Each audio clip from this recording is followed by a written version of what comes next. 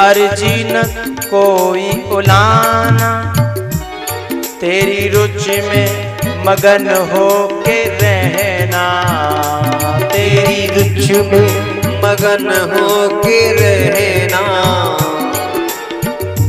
हम करेंगे वही जो लागे तुमको सही, जिससे मन को तेरे भाएंगे। जहाँ भेजो वहीं जाएंगे, जहाँ भेजो वहीं जाएंगे।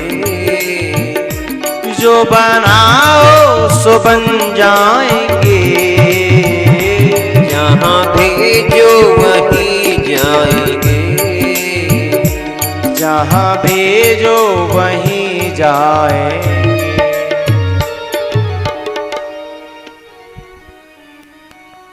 ऐसे साधक सृष्टि में बहुत कम होते हैं। जाहि विद राखे राम, है? जाहि विद राखे दाम।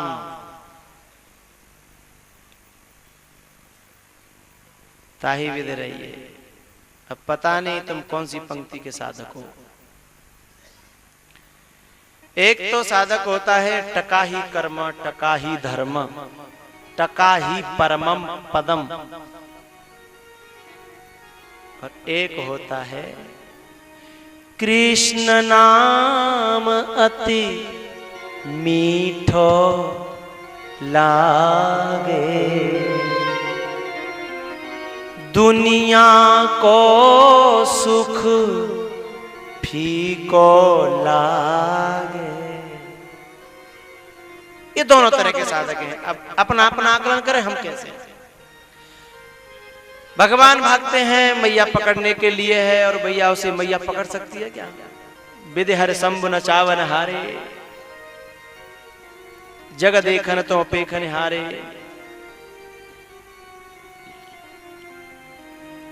मन समेत जहि जानन वाणी, तरक न सकै सकल अनुमानी। यतो वाचो निवर्तन्ते अप्राप्य मनसा स, वाणी और मन दोनों वहां तक नहीं जा सकते, उनकी पहुंच ही नहीं है। ऐसे ब्रह्म को पकड़ने की चेष्टा कर रही है, और वो भी किसके बल पे? लकड़ी के बल पे, धमका करके। लेकिन वो साहब धमकी का विषय नहीं है, वो तो श्रद्धा समर्पण का विषय है। जब यशोदा थक गई, जीव पहले अपने बहुत सारे साधन अपनाता है ब्रह्म को पकड़ने के लिए, लेकिन जब थक जाता है तब कहता है कि सब साधन बेकार है, अब तो तेरी कृपा ही है, यदि तू कृपा करे तो कर दे, नहीं हम तो बैठे हैं। और जब ऐसे बैठ जाता है तब भगवान स्वयं आता है, जैसे सबरी के यहां। पहले भगवान भाग रहे थे, यशोदा पकड़ रही थी। अब भगवान भाग रहे हैं, लौट रहे हैं, और यशोदा रुक चुकी है। जब तक हमारे अंदर रजोगुण है, चंचलता है, तब तक परमात्मा को कैसे पकड़ेंगे? हम ठहर जाएं। हम यदि ठहर जाएं तो फिर पकड़ने की जरूरत नहीं पड़ेगी, परमात्मा स्वयं हमें आकर के पकड़ेगा। एक बंदर का बच्चा होता है और एक बिल्ली का बच्चा। बंदर का बच्चा ऐसा होता है, बंदर को स्वयं पकड़ता है, और बिल्ली का बच्चा माँ को नहीं पकड़ता, माँ बच्चे को पकड़ती है। तो ये जो ज्ञानी हैं, जो पुरुषार्थी हैं, जो वेदांती हैं,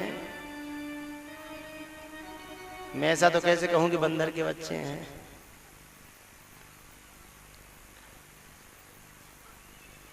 लेकिन भक्तों को मैं कह सकता हूं कि वो बिल्ली के बच्चे हैं। उन्हें चाहे उठाए, चाहे पटके, चाहे ले जाए, कुछ भी करे। मैंने एक दिन चर्चा करी थी सुबह के सत्संग में कि स्वयं प्रभा कहती है कि तुमने आंख खोल करके पाना चाहे, इसलिए तुम्हें मिला नहीं, इसलिए आंख बंद करो, मुंह नयन विवर तज जाऊ, और पैहु सीतहि जन पछताऊ। और बिल्ली के बच्चे की आंखें बंद होती हैं, आंखें बंद का मतलब पूर्ण विश्वास, जो करना हो सो करो। तो समर्पण भाव यशोदा के अंदर आया, थक गई, बोले अब मुझ पे नहीं चला जाता। तब भगवान स्वयं आए और अभी गुस्सा तो ठंडा हुआ नहीं था, इसलिए लाला को पकड़ करके माँ ले चली घर और बांध दिया ऊखल से और अपने काम में लग गई। लाला बड़े दुखी। अब एकदम ध्यान आया कि वो सामने जो वृक्ष खड़े हैं, यमला अर्जुन, नलकूबर और मणिग्रीव, और इनका भी उद्धार कर दे, चलो लगे आता हूं, दोनों काम हो जाएंगे। ऊखल गिरा दिया और भगवान बीच में होकर निकल गए। दोनों जो पेड़ खड़े थे उसमें ऊखल अड़ गया। जरा सुधी श्रोता ध्यान से सुनेंगे, भगवान नहीं अड़े हैं, पांव भी नहीं अड़े हैं, रस्सी भी नहीं अड़ी है, ऊखल अड़ा है। ब्रह्म का संयोग रस्सी से है, रस्सी गुण को कहते हैं। रस्सी में ज्यादातर 3 लर होती है ना, रजोगुण, सतोगुण, तमोगुण, तीनों को मिलकर के रस्सी बनती है। गुण तीनों को मिलकर के गुण बनता है। और गुण से बंधा हुआ है ब्रह्म, और ब्रह्म से गुण से बंधा हुआ है ऊखल। ब्रह्म से गुण, गुण से ऊखल, खल यानी खलता, सटता, जड़ता। लेकिन संयोग हो जाए खल का या गुण का ब्रह्म से, उसमें चैतन्यता आ जाएगी। विषय कर्ण सुर जीव समेता, सकल एकते एक सचेता, जगत प्रकाश प्रकाशक रामू, मायाधीश ज्ञान गुण धामू। भगवान का स्पर्श नहीं हुआ वृक्षों से, भगवान का स्पर्श रस्सी से है, रस्सी का स्पर्श ऊखल से, और ऊखल का स्पर्श वृक्षों से हुआ है। और भगवान ने एक झटका मारा और दोनों वृक्ष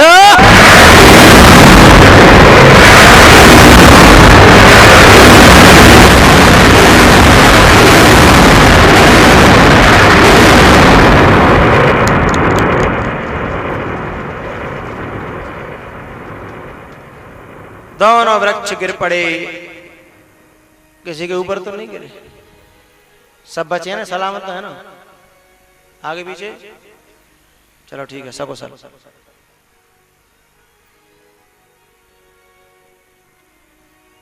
एक बार कथा में एक सज्जन हमारे जो ये बॉक्स रखे ना कॉलम, उनके नजदीक बैठे, जैसे पेड़ गिरे तो उल के परे, उन्हीं के ऊपर गिर पड़े हो। जैसे आवाज जब तेज हुई तो एकदम, इसलिए मैं पूछ लेता हूं किसी के ऊपर तो बाई चांस, वो तो खैर पड़ेगी नहीं, धरे भागते वो कथा से। तो भैया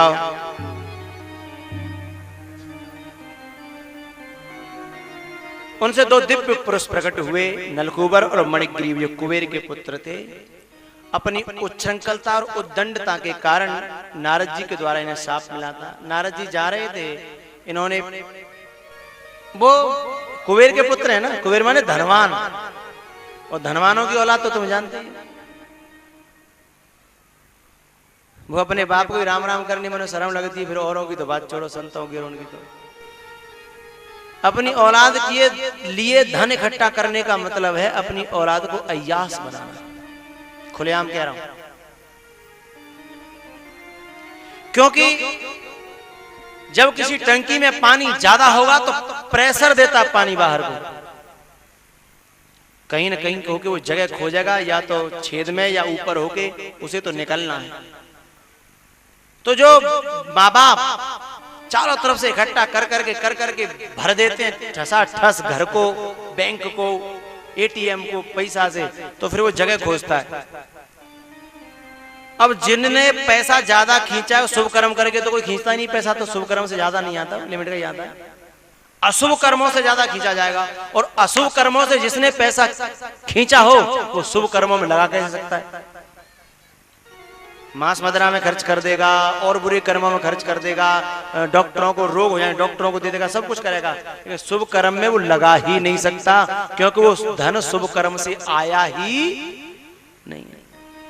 तो अशुभ कर्म से आया है तो फिर कोई ना कोई अशुभ कर्म का ही सहारा लेगा। यद्यपि पैसा खींचने वाला शुद्ध हो सकता है, पवित्र हो सकता है, लेकिन बाकी औलाद निकलेगी साहब, इसलिए बहुत से लोग आपने देखे होंगे कि आदमी तो बड़ा अच्छा था लेकिन इसकी औलाद कैसे निकल आई। आदमी शरीर से अच्छा था, कहीं ना कहीं अर्थ में दोष है। तो ये बड़े बड़े जो धनवान हैं, बड़े बड़े, उनकी औलाद का आप आए दिन चर्चा सुनते होंगे। तो ये भागवत की चर्चा है। ये नलकुबर और मणिगिरी कुबेर के पुत्र है, पैसा वाली की औलाद। तो नारद जी जा रहे थे तो मर्यादा में उन्होंने पालन न किया। नारद जी बोले अच्छा इतनी उद्दंडता, तो तुम तो जड़ हो, जड़ ही हो जाओ।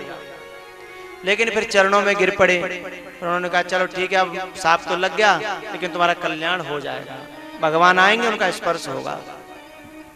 तो वे दिव्य पुरुष प्रकट हुए, प्रार्थना करके चलने लगे कि आपने बड़ी कृपा करी, हमारा वंदन। और ऐसे चलने लगे। भगवान ने कहा अरे भैया भले मानस, अरे मैंने तुम्हारा वर्षों पुराना बंधन, सांप का बंधन खोल दिया, तुम कम से कम इतना तो करो, मेरी रस्सी है तो कमर की है, इतना तो कम से कम मानवता के नाते। वे दोनों बोले भगवान सही बतावे, आप तो बंधे ही अच्छे लगते हो। व्यापक ब्रह्म जब गुणों में बंधता है तो भक्तों के बीच में आता है। यदि वो गुणों में न बंधे तो भक्तों के बीच में कैसे आएगा, दृष्टि का विषय कैसे बनेगा। और दृष्टि का विषय नहीं होगा तो भक्त अपने बंधन कैसे खोलेंगे। यदि तुम रस्सी में न बंधे होते तो आज हमारे बंधन न खुले होते। तो ऐसा तुम तो बंधे ही रहो, तो हम जैसे और जितने बंधे बंधे पे खुल जाएंगे, हैं तुम आओ बंधे हो रहे वही ठीक है।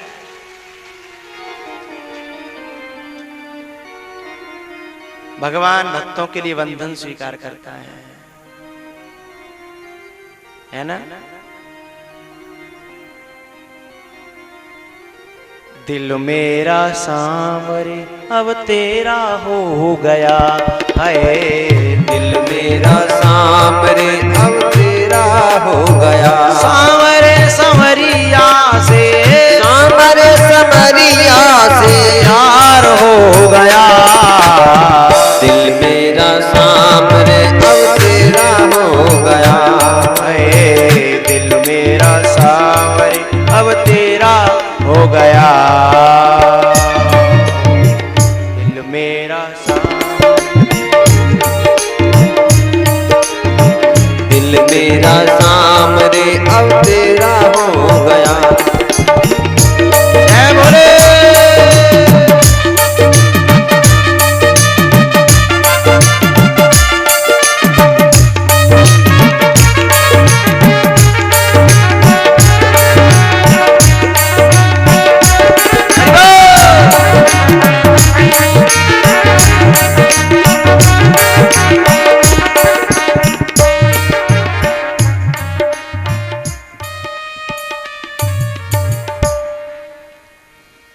एक व्यक्ति जा रहा था ऊंट पर।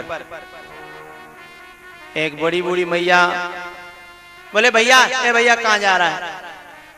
बोले मैं फलानी जगह। बोले भैया हमको भी बैठा ले, हम भी चलना चाहते हैं। अरे मैया तुम्हारे काम की बात कह रहा हूं मैं। उसने ठीक है मैया बैठ जा। उसने ऊंट बैठा लिया। पीछे से मैया बैठने लगी तो जो ऊंट बैठता है तो उसके पांव पीछे निकल जाते हैं, तो उसकी सीट सी बन जाती है। तो डोकरी ने देखा कि जी जगह बढ़िया है, कहा ज्यादा ऊपर जाके करेंगे। ध्यान दिया, बैठ गई। उसने कहा कि भैया बैठ गई। बोले हाँ। बोले पकड़ लियो। सुबह ने पूंछ पकड़ ले।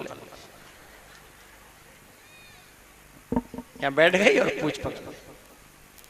उसने कहा चले मैया। बोले हाँ बेटा चलो।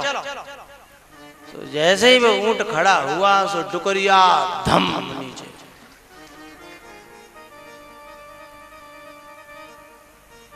अब वो नीचे से बोली लाला बेटा। अरे बैठी नहीं थी। बोले हाँ बैठ तो गई थी। तो बोले फिर उतरी नहीं। बोले गिर पड़ी। अरे गिर कैसे पड़ी, मैंने कहा था पकड़ लेना। बोले मैंने पकड़ी हुई थी। बोले फिर कैसे गिर गई। बोले पता ही नहीं लगी कैसे गिर गई। अच्छा बता तो तू बैठी कहां थी। अब वो देखने लगी कि जहां बैठी थी तो वो सीट ही गायब है। अब बोले बताऊं कहां बेटा, मैं जहां बैठी थी वो तो सीट ही गायब है। तो उसे मालूम पड़ा कि पावन पे बैठ गई। तो पहले ही मैं एक संदेश दे दूं आपको, इंटरवेल करने वाला हूं। अपनी जगह से कोई मजबूरी हो तो ही खड़े होना, नहीं आज सीट गायब हो जाएंगे। आज पंडाल इतना चकाचक है कि लोग बाहर भी खड़े हैं, और यदि तुम खड़े हुए हो तो दोबारा वहां तक आना मुश्किल हो जाएगा। सुन रही भैया, ज्यादा कोई परेशानी हो तो खड़ी होना। 5-7 मिनट का विश्राम कर रहा हूं, उन्हीं अपनी जगह चुपचाप सीट घेरे राखी आओ। और सुनो, पीछे जो माताएं आई हैं जहां बैठी हैं वहीं बैठी रहेंगी, आगे कोई आने का प्रयास नहीं करेगा। ठीक है, विश्राम। रे तेरा हो गया है दिल मेरा सामरे अब तेरा हो गया। सामरे समरिया से, सामरे समरिया से, सामरे समरिया से, सामरे समरिया से प्यार हो गया। दिल मेरा सामरे अब तेरा हो गया। दिल मेरा सामरे अब तेरा हो गया।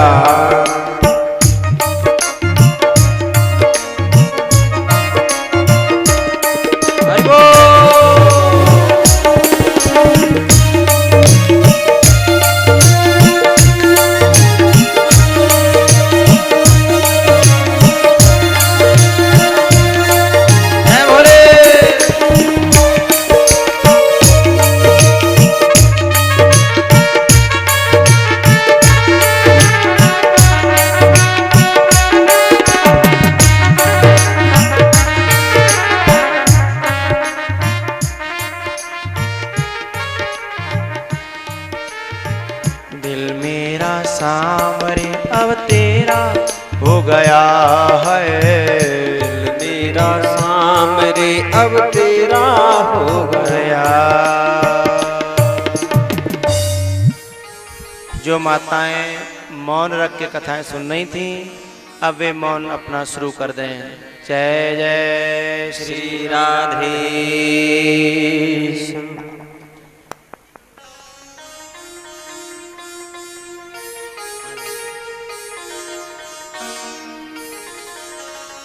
जय जय श्री राधे।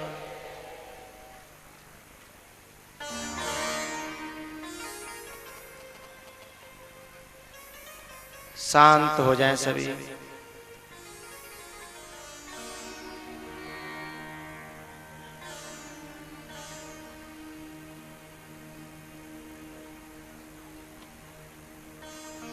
बातें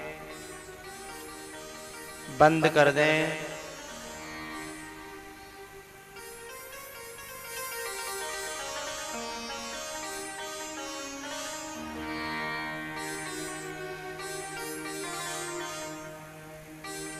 कथा चल रही थी, कहाँ चल रही थी भैया? ओ नलकूबर और मणिग्रीव है ना। उन्होंने कहा था कि तुम तो बंधे ही अच्छे लगते हो, क्योंकि भगवान यदि न बंधे होते तो नलकूबर और मणिग्रीव न खुले होते। इसके बाद में भैया कंस के कुछ असुर थे, वत्सासुर, उसका उद्धार किया। बकासुर, उसका उद्धार किया। प्रबुद्ध वर्ग समझता चले कि हमारे अंतःकरण की दुष्प्रवृत्तियां ही हैं ये। वत्सासुर का मतलब होता है भाव का प्रदर्शन। भाव का अभाव है, किंतु भाव का प्रदर्शन बहुत ज्यादा है। ये वत्सासुर और जो वकासुर है उसे हम कह सकते हैं दंभ। जो है नहीं वो दिखाए और जो है उसे छुपाए। भला कहाना तो चाहते हैं लेकिन भला बनने की क्षमताएं नहीं हैं। तो अपने मन को संतुष्ट करने के लिए भलाई का, भलेपन का सिर्फ दंभ दिखावा, ये बकासुरी प्रवृत्ति है। मन में ले तन ऊजरे, बगुला राखे संग, तिन ते तो कौआ भले, तन मन एकई रंग, तन मन एकई रंग।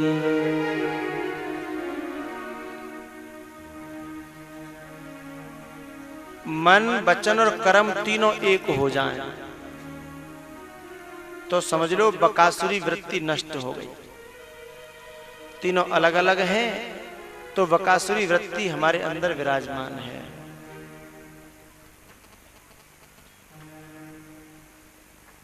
बगुले का रंग अच्छा है, क्रिया अच्छी है, लेकिन आहार तो बहुत ही अच्छा